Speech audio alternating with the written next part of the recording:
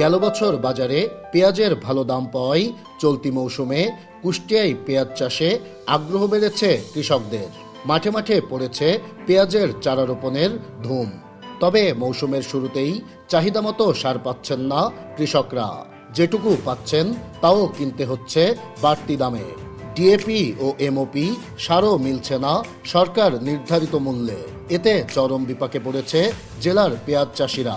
লাগাইছি তো 5 বিঘে ভুঁই, সার পাচ্ছি না, সারের সমস্যা। 10 কেজি করে সার দেয়, 10 কেজি 1 বিঘা ভুঁইতে সার লাগে হচ্ছে 20 থেকে 30 কেজি সার লাগে।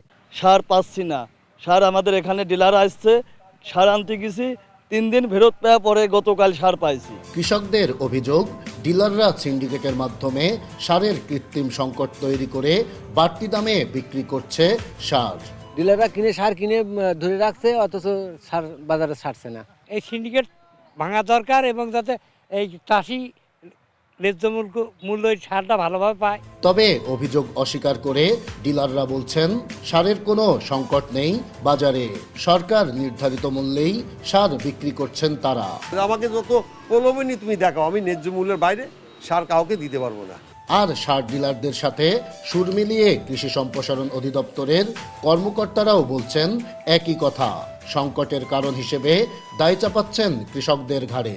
অনেক কৃষকের মাঝে বেশি পরিমাণে সার প্রয়োগের প্রবণতা লক্ষ্য করা যায়। বর্তমানে আমাদের সারে কোনো সংকট নেই এবং সরকারি নিয়ম মেনে এবং ডোজভিত্তিক সার প্রদান করা হলে সারের কোনো সংকট নেই। চলতি মৌসুমে সারের সংকট ও অতিরিক্ত দামের কারণে কৃষকরা পড়েছেন চরম দুশ্চিন্তায়। দ্রুত কার্যকর পদক্ষেপ না নিলে পেঁয়াজ উৎপাদন ব্যাহত হওয়ার আশঙ্কা করছেন পেঁয়াজ চাষিরা। নাইদা সান্তিতাস, দেশ টিভি, কুষ্টিয়া।